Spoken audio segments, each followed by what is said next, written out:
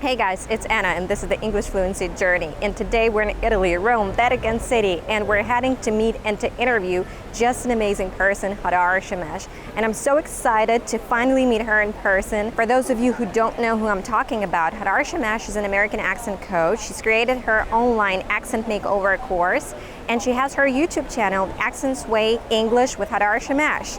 And she's built just an incredible community of non-native speakers on Facebook whose common interest is English, of course. She's a successful entrepreneur, and we have this amazing chance to get to know her a little bit better.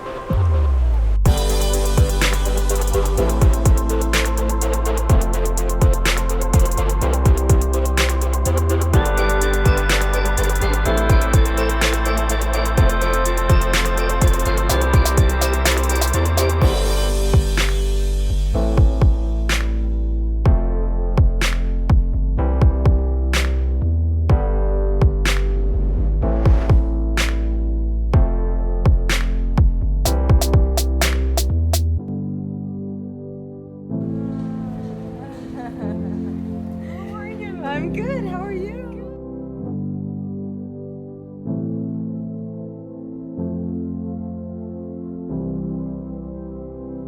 I want to see a result, and I want people to work. Like the main thing that I do is I work on their pronunciation with them. Is it an English school? Yes, it's English school and private as well. So I have clients there and there. Okay, so thank you for agreeing, meeting with us, and to do this interview on your vacation. So. My pleasure. So how's your vacation going so far? It's actually incredible. It's a long vacation, so we've come here for 5 weeks.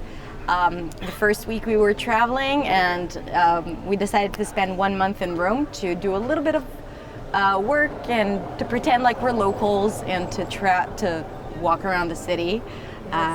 So we are doing really.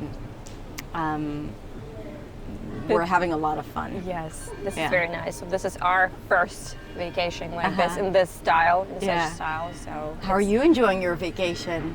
It's great. It's amazing and overwhelming and tiring, but it's great because everything's so different and so huge. Because, as I said, our town is very little. Right. Yes. Okay, so did you get to meet any of your subscribers so far, besides me? No, actually, in Rome, no. I might meet with the couple later on. Like, I haven't scheduled anything for my first 2 weeks in Rome because my parents were here, but now I'm open, and I will probably meet with a few people, a few community members, and so it's such a pleasure. It was so incredible to see you the first time, after I'm used to seeing you behind the screen. It's amazing. I can't stop smiling. I'm gonna smile all the time. You're finally on vacation. Yes. And I'm saying finally because you work a lot and hard. Yeah. So do you get tired sometimes, or overwhelmed, or out of ideas maybe? Because, we all, especially creative people, when we put ourselves in some time frames, like on YouTube, I'm gonna make a video once a week, it can be so stressful. Very stressful, so what do you do at such moments? That's a great question. So if I get overwhelmed, the answer is absolutely, but not just because, I do a lot of things, like YouTube, like having a YouTube channel is just a part, I run a school in Tel Aviv, and I have my online school, and trying to fit that in within everything else that I do can be overwhelming, though I try not to cave to that term overwhelm, because it puts me in this passive and kind of helpless mode. So I always try to be in control of my time, and whenever I start to feel that sense of overwhelm, I try to take off my schedule some things that are preventing me from doing what I want. Like, honestly, if you were to ask me, like, the one thing I really want to do is just to sit and create content, you know, like to keep developing and create more courses. Like, that's ideally what I would love to do. Yeah, it's just like, let me speak in front of the camera. Running out of ideas, I think, like, I have lists and lists of topics to discuss, but it's strange because sometimes I would get in front of the camera and I'd be like, I don't know what to talk about, right? Like, and I have lists and requests and everything, and sometimes I just don't feel the passion of talking about something that I've planned to talk about, and then all of a sudden I'm like, this is what I want to talk about today, and then I do it. But so I'm not that organized. Like, I feel, you know, I allow my intuition to guide me when I'm shooting, which is good and not good. It's good because it's like I feel more comfortable doing it, but it's not good because then I'm less organized. I don't batch a lot. I don't know how you work, but like I try to make a few videos in one shoot. Pretty much. I wouldn't say the same, and not a couple of videos in one shoot because it's too much for me. It's very hard. I would say that this is a feature of creative people, like not to be organized. Yeah. Because you gotta feel, oh yes, right now I wanna make a video, I wanna talk, I wanna share something. Right, so, right. And at the same time, as a business owner, or if you think about this like as your career and your work, like you also have to, I'm very much like that, and I'm intuitive, and I'm like, no, I just wanna do that, it's nothing structured. Yeah. But then, like, you have to have that if you work with more people, and so yeah, I'm trying to find the balance between the two. But to your question, yeah, it can get overwhelming, but I try, like, I always bring it back to, okay, if I get myself to do this, what will be the result, and like how much value I can bring to my audience and my subscribers, and that kind of like drives me forward. And I'm like, I need to get this thing done, you know? Yes, so you're kind of self-motivating person. Yes, so you know exactly what to do, what it takes, why you need it for, and yeah. Like you have to, like I have to keep reminding myself, and also like if I get lazy or be like, oh, I can't do this, then to remind myself what am I missing out not doing this, you know, or what others might be missing out. Okay, this message needs to come out, to get out there. Yes. And if I'm not doing it, I'm preventing them from like hearing what I have to say about this. So, you know, like step up. I had the same thing with my latest 2 videos because they were long and hard and outside. And it was Do you write the script before? Yes, I have the script because I need to have this information. I need to know what to talk about, and especially outside, because a lot of people, a lot of distractions, and you are like losing it sometimes. You're not sure what were you talking about. You have to have this. Well, I have to have this. Yeah. So to be okay. Next question is interesting. You've talked about this a little bit on your Facebook page.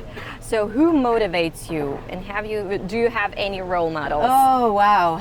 Yeah, actually, I have a few.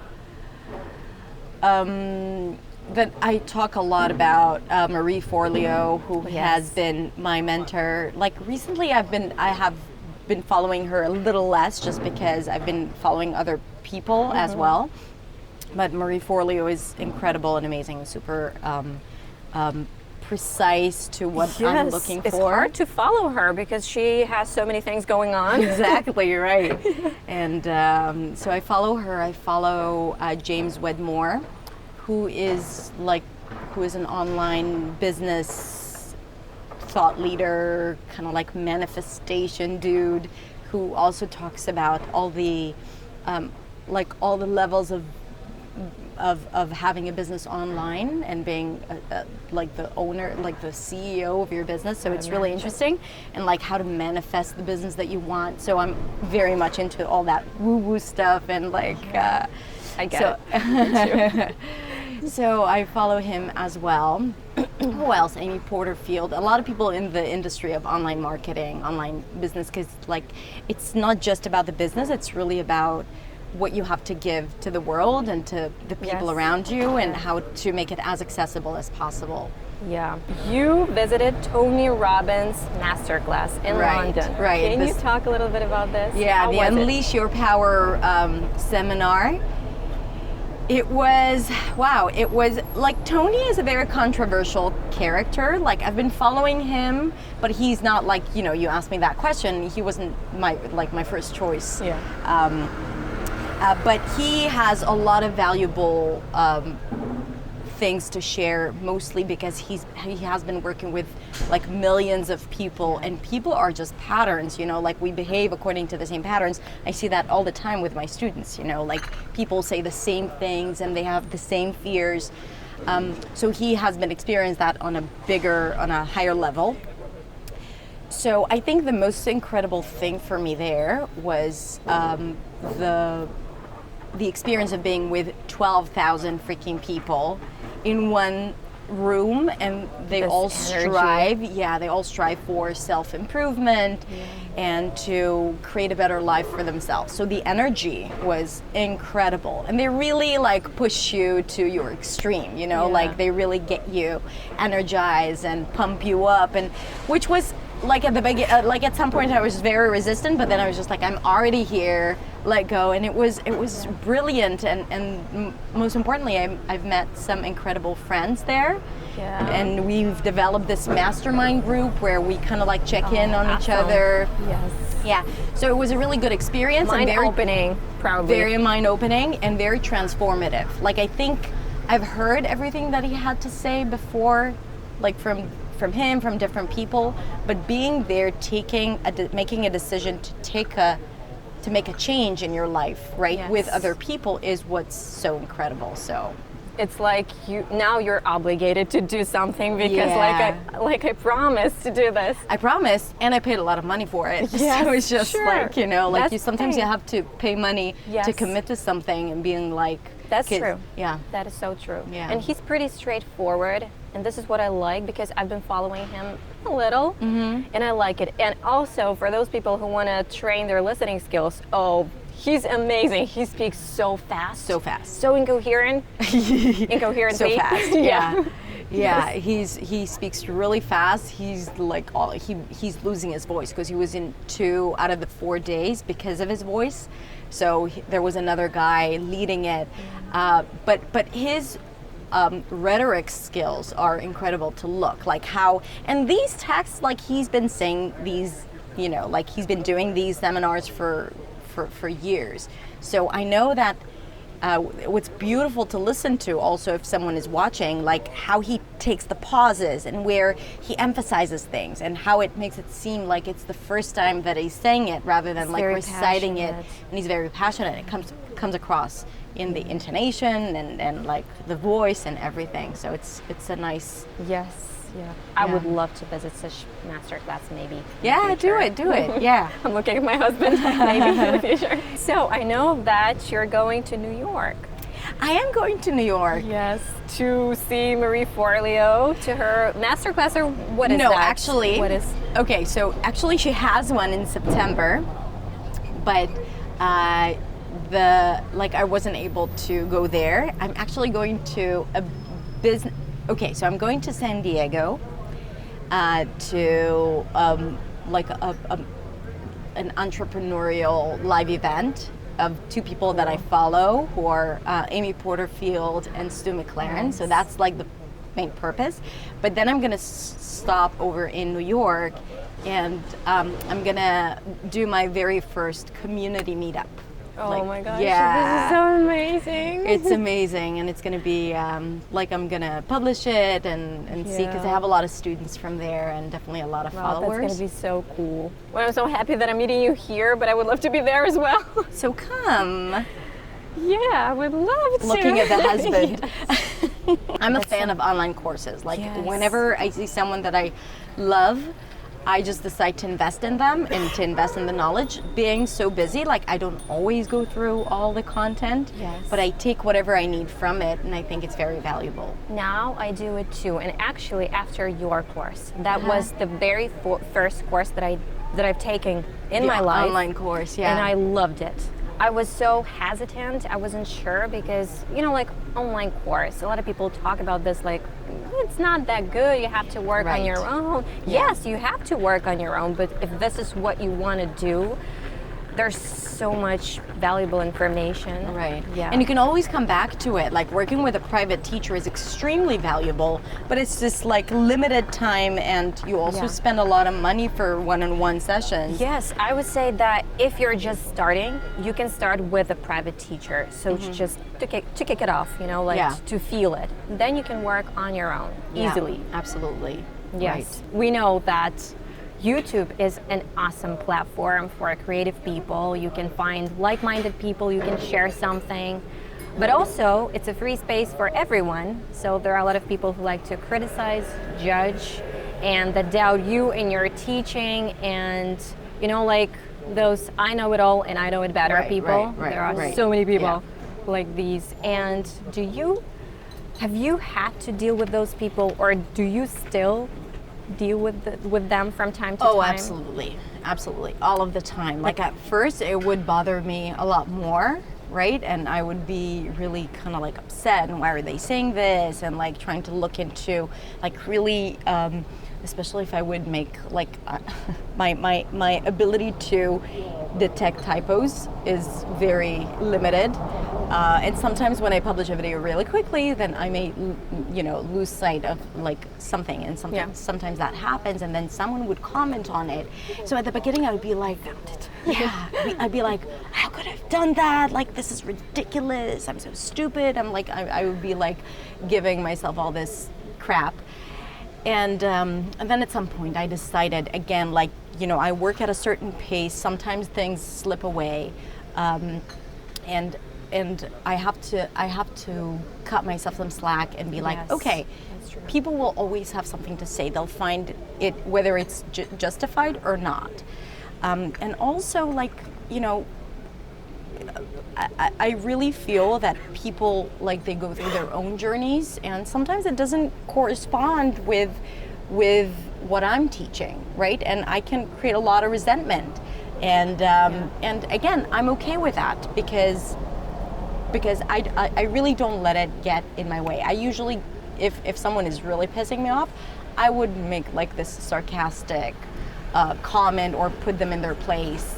And then let go. Like, I would be like, and honestly, I really I'm hoping for the day that I wouldn't even respond. Like, because it's still, like, sometimes it still bothers me, but it never changes like it used to be in the beginning. It never changes how I perceive myself, or like gets me to think whether or not I did right or not, I did right, or like. We are people.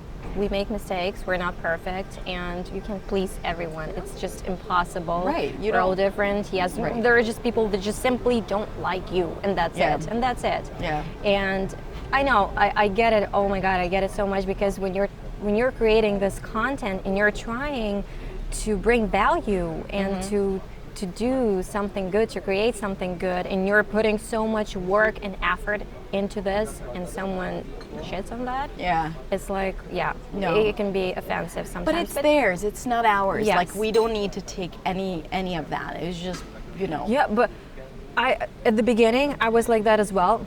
I don't answer to those people anymore. My husband forbade me to do that. Yeah. He was like, stop it, don't even read it. Right. I don't want you to bother yourself with this. Yeah. And I get it now that I got to roll it all off my back and let it go, because like I said, I made this comment on the YouTube channel that I was watching one video, and the girl said, like, it's so offensive, people like, Birdie, hello, where's your respect? Like, this is hard work that I do here, and I'm not offending anyone. This is something, I'm just sharing my thoughts. Where's your respect? But even this, like, like, it's, you should always come from a place of power, like, not like even the fact that you're like, what do you want? I'm doing my best, already puts you in a place that, like, as if they have the power over you. That's true. Right? And you need to be like, who do you think you are coming into my house? Yes. And kind of like, I'm inviting you This into is my so true. house, and I'm sharing with you stuff. You don't have to be here. Go away. Like, if you don't like this channel, choose another channel. Yes. Like, why are you wasting my time? Why are you wasting my energy? Right? Like, if you come from this perspective, like from this place, then you wouldn't invest all this emotional energy onto these people, because it really does drain you. Yes. You know? It's true. Yeah, Yeah. I was like that at the beginning. I was like, where's at the your beginning it respect? makes sense. And Yeah. I'm trying so hard and it's so frustrating, and, you know. But then I just let it go. Yeah. It's like, you can say whatever you want. You're Yeah. free to do whatever you want. Yeah. And yes, Yeah. this is on you. Exactly. You can take something or not. or not, but Yes. just don't waste my time. Yeah. Yeah. So I'm actually very much into psychology, and I've been watching such a cool channel, and I don't remember the title now. So this man, he talks about these things all the time, like how to upbring your child, and you know, like about life and about those like comments, because he gets a lot of those comments as well. Like he says, like people say, you know what, you're an idiot, and this is the worst channel that I've ever seen, or this channel is poison, or something like that. And he says, like, you gotta guys understand that this is a person who speaks from their own perspective, and because maybe that wasn't such a great day, or because their life is not that great, and they just, you know, like, you shouldn't pay attention to those comments because it's just their opinion. This is not a fact. Right. You know, like, if you're thinking that you're in fact an idiot, maybe you are. Yeah. But this is not true. Like, this is just and that person. like these comments, I always like the way I deal with it, because it can be painful still. Like, I really try not to get into it. I don't delete them even. I just leave them unless it's something super offensive, and I've had that as well. But like, I always try to see how these people are really speaking from their pain, and they haven't resolved something in their lives, and that kind of gives me this sense of forgiveness, you know, like of like, I understand where you're coming from, you don't get me, and that's okay. I've actually had a really interesting experience on my Facebook page. I published this video about how to pronounce New York and Brooklyn and like the 5 boroughs, and then this guy started commenting about how dare I like even teach them how to pronounce. Now, he's a native speaker. I have a lot of native speakers on my channel, like trying to say, who do you think you are telling us how to pronounce? They don't even get that it's for non-natives, but it's okay. Like, I'm not there to kind of like point them in this direction. This is funny, actually. It's really funny, and I'm starting to have this conversation with this guy, like, you know, and he's like you don't get to tell me how to spell things. And then I'm like, okay, you don't spell it, you pronounce it. What's your point? You know, and then we start going off, and then he says this. He says, well, gentrification sucks, or he says something about gentrification, and it's really painful how his family built up this place, and then a lot of people come in and claim to own the space. But then I was just like, okay, the reason why he's so upset with my video, because he sees someone who's not a like New Yorker trying to tell them how to pronounce. Of course, he doesn't understand that he's not my audience. Like, he's not.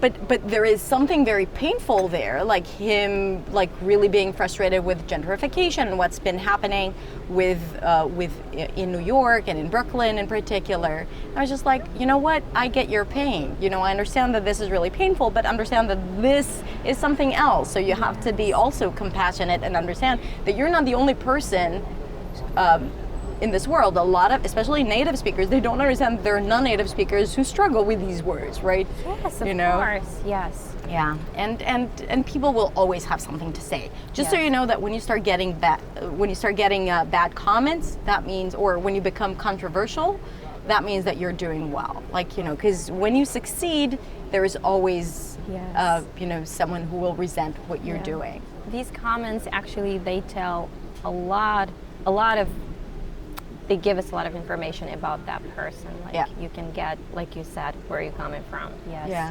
Yeah, I get these comments from non-native speakers. Your speech, your English, and your accent is so pretentious. Like, I was like, pretentious? Like I would usually comment on like, don't project your own, fears onto me. Like, Of you know, course. this is something that you're dealing with. Like, of course, Deal that with I'm it trying yourself. to speak correctly. I'm trying to be understood because this is not my native language, and Right. that's why I'm trying so hard, and especially when I'm making videos, right? Okay, next question is, so to me, you are a Wonder Woman. Oh, wow. Yes, because, well, I don't know. I don't know how do you make time for all that? Like, you have you said your online course, then your school in your hometown, then you take a lot of online courses as well. You like to develop and improve yourself. And then, let's not forget, you have 2 little beautiful girls. Beautiful girls. Yes. And I have a helicopter. Yeah. It's mine. It's just coming to pick me up. Yes. Okay. No. And your wife, successful entrepreneur. And what about your social life? Let's not forget about that. So, Limited social life, but it Yeah. exists. Yeah. like, it's too much. Like, I know what it's like now, and our situation is not even close to yours. But like, Well, I'm just I think it's curious. a lot of practice. Like, I've been doing this for many years, so I've figured out a way to kind of like understand what my strengths are and do those. And then whatever I have, like now, like in the past year, I have a team. So I have a beautiful community manager, Vika, her, and a project manager. And I have an assistant in Israel. So like they are helping me with all the stuff that, especially that is related to the school in Israel and the online stuff that like I just can't do everything. Yes. And I shouldn't, because I should be creating content. I should be with my girls. I should be doing things that I love. And I'm really working on that. Like I feel that I haven't been super productive as I could be. So I do work late night, and I do wake up early morning, and I try to still like work out and do things, but I do get help. Like for example, first of all, my husband, my partner, he's with me in the business, and he's also very, very present with the girls. So a lot of times he would be the one dropping them off, picking them up, spending time with them, especially when I'm launching a course or when I get really, really busy with school. Like right now, you're like- doing this interview. He's Yes. home with the girls, Yes. so he's been, incredible and super, super, like it's not helpful because he's not helping me. He's just, like doing what he knows, like what he does, and he's also incredibly valuable in the business because he's Yeah. responsible for all the online. But Yes. I think what drives me really is that like when I get, as I like at the beginning, overwhelmed or like I don't know what to do, is just like always remind myself where I want to be, like where do I see myself. I want to develop the online community, the community of non-native speakers. Like if I envision what's going to happen in 1 year, 2 years, 5 years, like I see worldwide meetups and people like developing their own communities in their hometowns. So I think this is a huge motivation. So even when I get lazy, but I don't watch television. I cut off a lot of things that don't advance me. And if I have time, it's spent with my girls. If I have time, then it's spent like learning. So I'm very, or with friends, like. But as I said, like there is no spare time. Once the girls fall asleep, I'm on my computer doing a little bit more work and then trying to get some sleep. It's not ideal. Like if I were to teach business or I would say like, you have to have boundaries. Yes. But until I really get the right team that can really help me with all the work that I don't have to do, I think I will try to do that as much as possible. And about the community, you're very committed to that community, and this is so amazing. It's like who's not in that Facebook community? You have to be there because you get so much help, answers to your questions, and you're always there, you're always present, like Any questions? Not as much as I would want to, but it's very, very time consuming. So I try to be as much as possible and just to cheer on, you know, the people who are there expressing themselves, exposing themselves. So that's, Now, I'm just curious, how was it building your business and having 2 kids? It's like, I have only one. Yeah, it was really like, I was on the go doing both. Like really challenging. I remember that when my second daughter was born, I started my channel when my first daughter was born, right? No, my second. When my second daughter was born, I started my channel like 4 years ago, or at least started, releasing content on a weekly basis. So that was a decision that I took, and I committed myself to it, and then I had to do it. And then I remember myself with a carrier with my baby inside, writing content and doing things. Like, they see me work a lot. I explained that to them. Like, there is a lot of guilt, and there was a lot of guilt involved. Like, you know, should I be doing this? I should be spending more time with them. Like, sometimes I'm very unavailable. And but on the other hand, I say, okay, they see an entrepreneur mom who is pursuing her passion and dream, and I'm super thrilled. And they see, like, I share with them everything that happens in the community, and everything that happens in the business, and my students. And sometimes they come in to see a class, and I feel like, okay, I may not be with them all of the time, but first of all, they're with their dad, and second of all, you know, they grow into seeing someone fulfilling their purpose, you know, and I think that's more important sometimes than, and when I'm with them 100%. But like, also I know that sometimes I have to kind of like go to the room and like do some work, and even though and not to feel guilty about it, because once I start feeling guilty, I'm not here nor there. This is so true. I always say that our son, our kid, that was our huge motivator to start doing something like this. Right. And I became creative after I gave birth to my son. I don't know why, I don't know how to explain this, but I just wanted to create something. I felt this need, this urge to do something like that. And whenever I look at him, I understand that this is for him. Like, he's gonna see us for fulfilled. Absolutely. Thank you for all the great questions. My pleasure. This is you know, like what I was curious about to ask you, you know, like, and I realized that you get all these questions on Facebook and Instagram, and I was like, interview would be so much better, you know, like to get all the information I want, and people are curious as well. Yeah, it's true. Like, I have to say that for when I just started my channel, I felt like, you know, why would I share personal stuff? Like, no one would be interested. People come in to hear about my life, about my work, and like what I do and what I have to teach and to learn pronunciation. But like, it took me a long time to kind of like to take off my guards, and like also to share more about my personal life. It's still hard. Like, it's not something that some people can just pull off their phone and like film an Instagram story. And for me, like, I need to prepare myself. It's not that easy for me, especially sharing things about my girls and my family. But so something like this is not, I just recently taped a video about 10 personal things about myself, questions that people ask.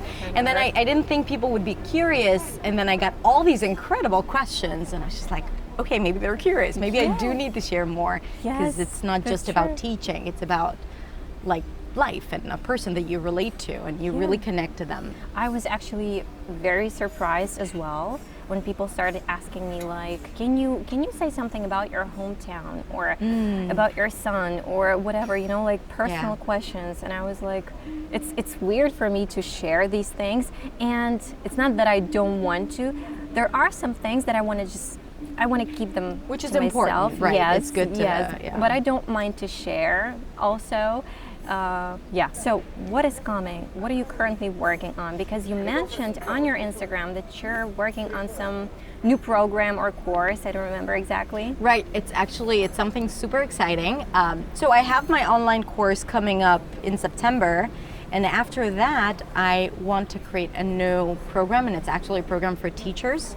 So it's going to be a membership site for non-native speakers who are also English teachers who want to teach, to learn how to teach pronunciation, to get all the lesson plans, all my tips, how I teach things. Like, I really want to share everything that I've been doing for the past 10 years and to give these tools, because I have teachers and I've trained them, and I saw that was really successful. Like, they were able to take what I've given them and then add their own, special secret sauce, and then create their own thing. And there was this, okay, should I be keeping it for myself or should I be sharing it with the world? And I feel like this is what I want to do, and to give tools, and also like the mindset tools to really help English teachers who are non-native speakers, because we deal with all this crap about, being like feeling the imposter syndrome, and like not feeling that we should be doing this or deserve, like entitled to do this, and I want to create this safe space for a community to develop of English teachers who are non-native. Just amazing. Yeah. When I started teaching, and people wanted me to teach them pronunciation. I remember that I spent so much time watching every your video in the course, like a lot of times in a row, so that I can actually get how to explain all these things. Right. And I was like literally remembering some words, like, okay, I have to say this like this. Yes, great. Yeah. Okay. And even writing down something, I was anxious. I was worried because, I'm a teacher. I have to teach. I have to be perfect. Although I don't have to. You don't. Even native speakers, who teach pronunciation, sometimes they get asked questions that they're like, I'm sure they don't know. They can give an intuitive answer, but they don't always know. So this is what I'm trying to solve, so that you won't have to go through all this, like, how do I say it, but like get the manual. method, the manual in the right lingo, like how to teach something. And I feel this is extreme, like it takes this burden off your shoulders. And also, like, I've had a lot of teachers taking my program, even native speakers who are teachers, who wrote to me and were like, I really love how you teach, and which is nice, like, and that's how it all started. Like, I felt that this is so great, because native speakers, they can't take a look at non-native speakers, like from their perspective. Right. Because you can. And they need a method to teach. Yes. Like, knowing like how to pronounce things doesn't turn you into a good teacher. So like, whether they're native speakers or non-native speakers, and this is where, like, what you've done is exactly what you need to do, like, to learn the method behind it, like how to explain it, and then you can turn it into teaching. So first of all, this is incredible that you're doing this, and I'm proud to be able to be somewhat involved in this. Yeah, I always tell my students, like, you can take this course because it's amazing. You can work with me, you can take a course, you can search information online, you can do whatever works for you, you can do it. And I can even give you some, like, options if you want, because the only thing that matters is for you to succeed. Yeah. You want to learn pronunciation, then this is what we're working on. Exactly. And if we want to impact as many people as possible, or for me, that was the question, then teachers is the next step. Like, because teachers will have their students, and if they have the right tools and help them with their mindset, and with, like, teaching them the way I think, English should be taught, through the mistakes, through understanding the fears, through understanding the barriers, that's how you start breaking them. So, like, when you start teaching them like that, I think that can really create a lot of breakthroughs for the end student, Yes. So what are 3 things do you think of most each day, every day? Okay, wow. So obviously, my girls, right? This is where, I'm always, like, how we begin the morning, how we end the day, this is super important for me. The second thing is I always envision the business that I want. Like, so I always remind myself of my goals, right? And I actually start my morning with that. Like, I'm writing down what are the things that I'm trying to achieve now, like, also to focus me.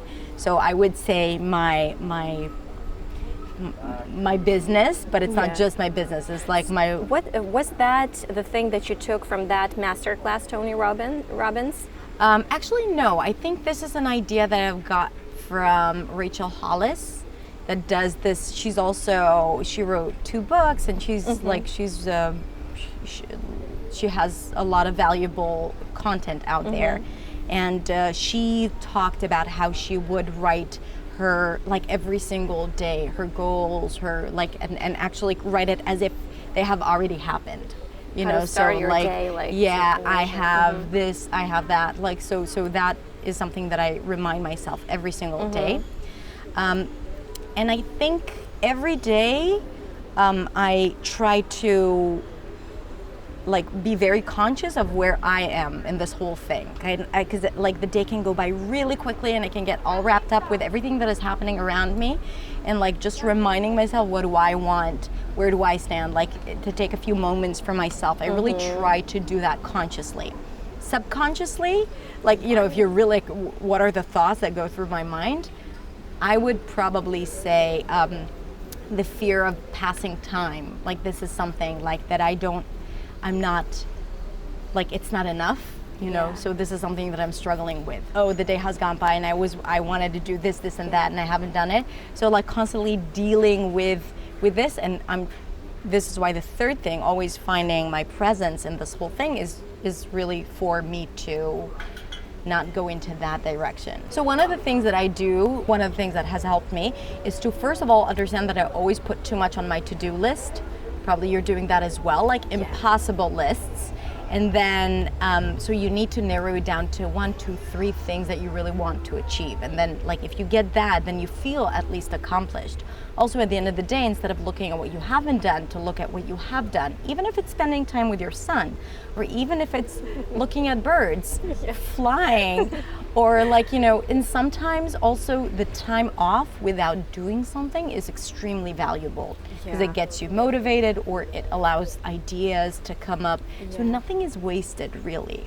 Although we are constantly in our heads, and, like, in that sense, like, sometimes you need to just say this and to share this information with someone, because you need this.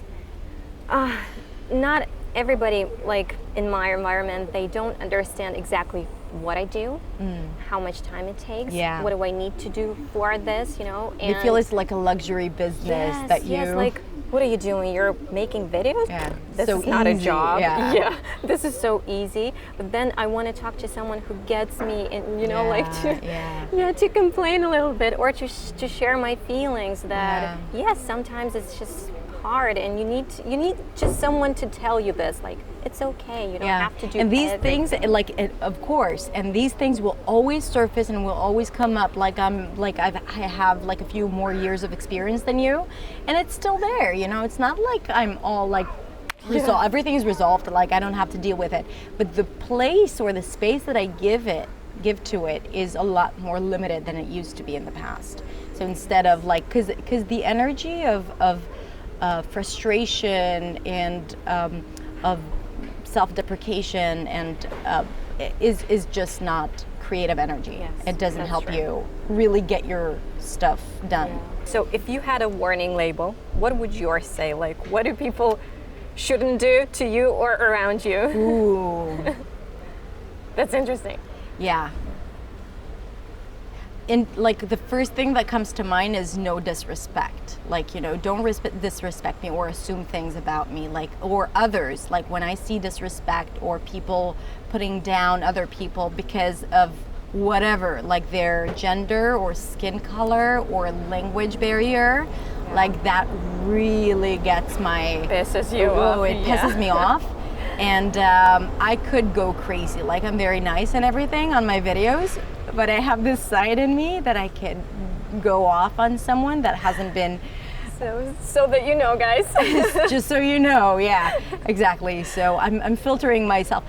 No, but, like, if I come across injustice, then I can, whether it's towards me or others. Like, I have my values, and my boundaries are very flexible. Like, I'm not super strict, but when someone crosses one of those boundaries, especially when they clash with my values, this is where I'm like, I have zero tolerance and zero patience. That and people cutting me off on the road. Like if I'm waiting to turn right and then someone cuts me off after I've been waiting for 20 minutes, oh, I will open that window and tell him what I think. So, so that's I don't like it either, but I'm trying to keep calm while I'm driving because sometimes it's just too stressful. It's bad enough that it's the road and people and cars, and then my this emotions. Right. Don't laugh at me. Okay, and one last question. Woo. So what is the most daring thing you've ever done? Oh wow, the most daring thing.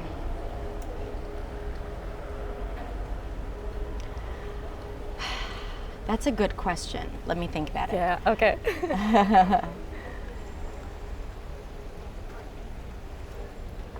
In business or in life in general? Let's talk about both. Let's talk about Yes. both. Okay, in life, I would say even as a young kid, like 17, 18, I would fly abroad alone, and I would do things, for example, like I remember myself in Paris at the age of 17 or 18, like alone. My parents were very they trusted me and I was a good girl, right? But I remember like just walking in this really scary area, and like I was sitting at this bar and this guy kept on pouring wine. I didn't even know how to drink, and I got all my head was spinning, and I would walk around, and in hindsight I would look at myself and was just like, what was I thinking putting myself in such a situation? I always do, but I'm very I trust the universe and I trust people. I've done that a lot. Like I was in Brazil and I would be walking around these more dangerous areas, so I would go to this island where no one had spoken English, and I got really sick, and I would put myself in situations that are a bit more dangerous or scary for others. I think completely out of your comfort zone. Completely out of my comfort zone, and trust that things would work out, and they have. Always something happens that works out. I'm impressed. I wouldn't do that. And I'm trying to think, I'm sure there are more, but I can't think of, also moving to New York at the age of 20, just so with awesome, nothing. Yeah. There were times that I had, I would debate whether or not to buy an apple because it would cost me 25 cents. I'd be like, should I get that or should I get the sandwich? I would go with the apple because I didn't have money, and I would have to pay my tuition because I was in an acting school. So I really put myself on the line. I would really work until late hours every day, and then wake up in the morning to go to school, getting back on the train at 4 a.m. to Harlem where I lived because I couldn't afford living in a, so I think these are, for me, it was just reasonable to do that. But I feel that for others it might have been a little daring, so I'm guessing this would be daring. I never bungee jumped, for example. I don't do crazy. But bungee jumping for me, it's fine. But that what you described, it's scary. I'm just listening to this, and I'm like, I wouldn't do that. Because I'm scared, it's so. Yeah, I don't know. I think I had more courage also when I was 20. Now I'm more, but when it comes to new places and when it comes to money, I don't have money. Should I be doing this or that? I usually say I'll do this if I have the gut feeling. Then I'll figure out. Yeah, if it's the right decision, if I trust my intuition, it is. Then everything will work out to make it happen the right way, even if it ends up if it turns out as if it's not the right thing for me to have done, it wasn't the right thing for me to have done, then in hindsight I always see that it was the right thing. Yes. I just needed time to see what that thing led into. Yes, so totally. So I was always daring in terms of choices, decisions. Yes, that was the last question. Well, thank you for this interview. Thank you this is so just much. Incredible and amazing. And I hope you guys enjoyed it because I did. I hope so too.